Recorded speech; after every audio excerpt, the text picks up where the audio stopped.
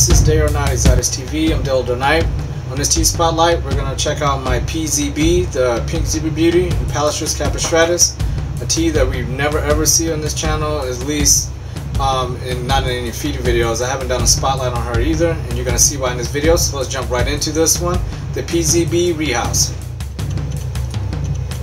Okay, so inside these enclosures here, there's nothing on this side. This is a small critter keeper. This used to house my Campestratus chacuana, the Bolivian salmon pink. She's upgraded to something larger, which opens up room for one of these occupants of one of my many critter keepers, and that's Lady Dillinger, the Pink Zebra Beauty, or the Latin name is obviously the Eupaleastrus Campestratus. And it's about time for her to be rehoused. If you're wondering why, if you've been following my channel for a while, you don't ever see this one or never talk about her, it's because this is what she does most of the time. She hides down in her little barrel, and she really never comes out, not even to eat. In the morning I'll come down and turn on the light, she'll be up, which I just did. It's the morning time, and this is what she does. As soon as I turn on the light, she goes back in. So hopefully that'll change quite a bit. She's been down in that barrel since I got her as a 1-inch freebie from Swift Inverts with another tea that I purchased. So she's literally been in this critter keeper the entire time. She might have been something a little smaller before she got in here, but since she's been in here, this has been her daily routine. Burrow, stay hidden, eat, stay out of the light, and when the light goes out, she comes out and plays, but I don't see her. So we're gonna rehouse her into this, and hopefully this is a much better enclosure. Obviously I'm gonna clean this all out. Nice fresh substrate for her, new playground for her. So let's go ahead and get her out of this enclosure, and we're gonna start setting up the new one. Okay, all cleaned out. So now we have the new enclosure all ready to go. I just got to get her out and finish making this one. Has a water dish in there already, but needs a hide made. I'm going to custom make her a hide just so she has enough room to go inside of there. I'm going to show you what I'm going to do in a second. But I want to talk about what's in here. I am not a huge fan of using bottle caps for teas over around 2 inches, because depending on your room or how you have them set up, I could pour that in there and it'll be evaporated or knocked out of the enclosure literally like in the first couple hours. So for these bigger ones, once they're like over 2 or 3 inches, I use things that are much bigger, and I like depth of them. Sometimes the problem I have with these little bottle caps is that you know, there's just not a lot of depth in them. So this is not too much bigger widthwise on top, and it can go down in the substrate. It'll look small, it doesn't take up a lot of space at all, and it holds water a lot longer. And this is just a little measuring cup, or you can use plastic shot glasses, and you can get them dirt cheap. You can go to any dollar store and get them for literally $1. You can get a 10-pack or sometimes 50 of these guys for $1. They're just little plastic shot glasses things. You just stick them in there and they work very well. So I use those bottle caps for when they're slings, but not for when they get over 2 or 3 inches, because I want them to have more water. I don't want to be refilling it all the time. So that's what I do for that. And as far as hides go, you've probably seen these a billion times in stores. This is where I buy my super worms in. I keep my Mario worm containers, because usually what I do when I want to glue in a new hide, I just cut them in half and flip it over and put it together that way. She likes to hide, so I'm going to make this a little bit bigger, and all I'm going to do is add bark and moss on this thing. Get out my glue gun, and we'll put it together. The other half of that container, thanks to my glue gun and some real bark, fake plants, and some real forest moss, is the hide's complete in this enclosure. I gave her a pretty big hide for her size. It actually is really not that big, but it takes up a lot of the enclosure. But you have to remember, she's going to be spending most of our time most likely in her hide, so I want to make sure that her enclosure had more hide than walking space, because that's just really not her deal.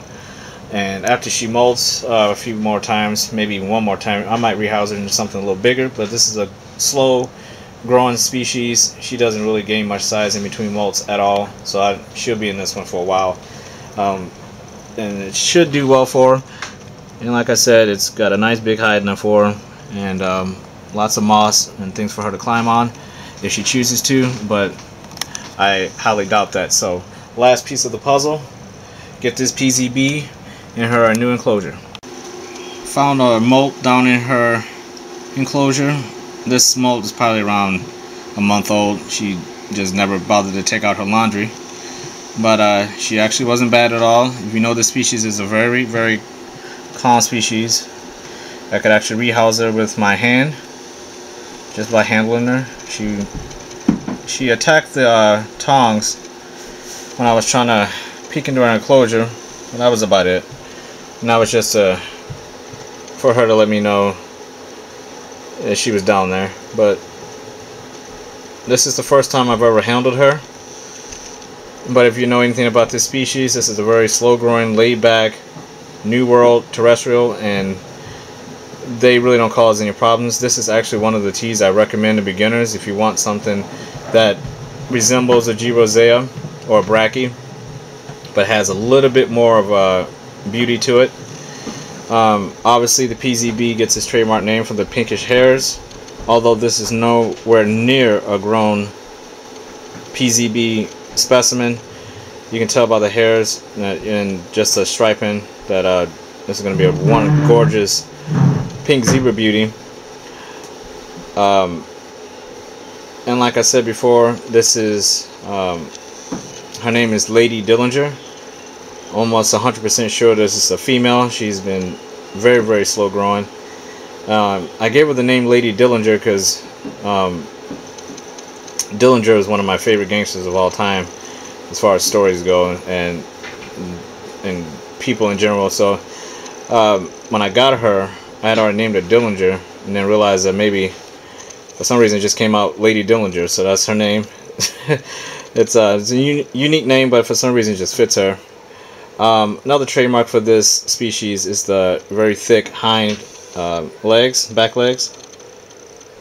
That's their trademark, and they really do possess an amazing beauty all around. So I'm going to go ahead and introduce her to her new home, if she'll come off. And like I said, these are very docile teas.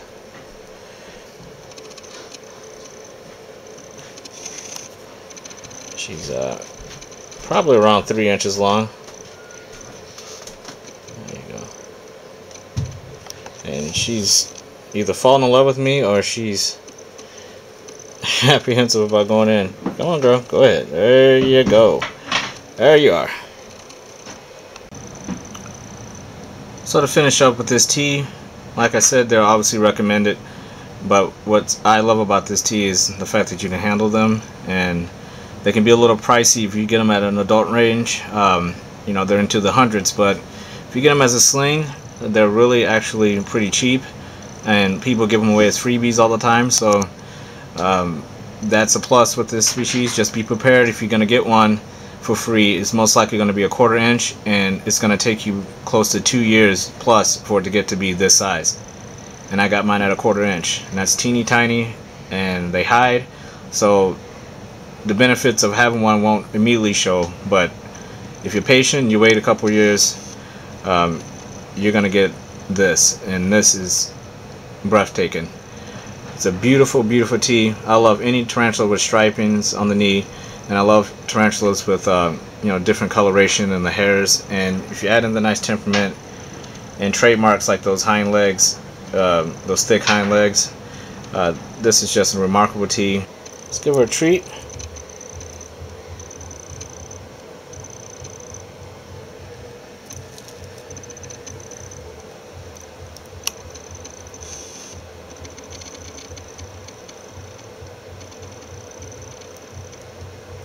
One thing I never had any problem out of this girl was eating. She's always been an extremely good eater.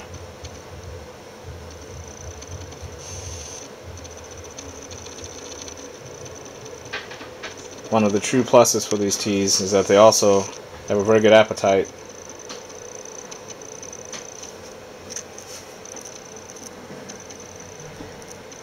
Not quite sure what she's doing with those legs back there, but she's cool. You don't see that every day, do you?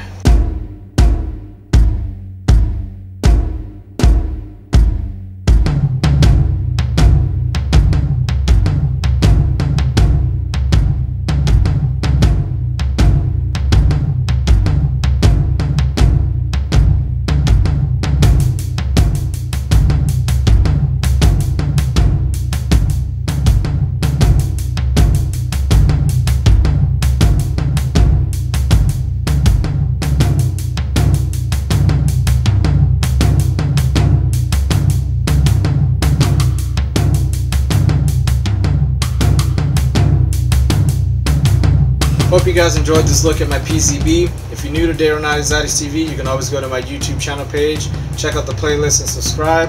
I break up all my playlists into very unique series. So there's a Tarantula Cloud, the spoTlighT series, the Reptile Orb if you're into the reptiles. So feel free to go and check those out. And that'll do it for this one, guys. I want to thank you again for watching. Be safe out there, guys and gals. Have a good one. Take care.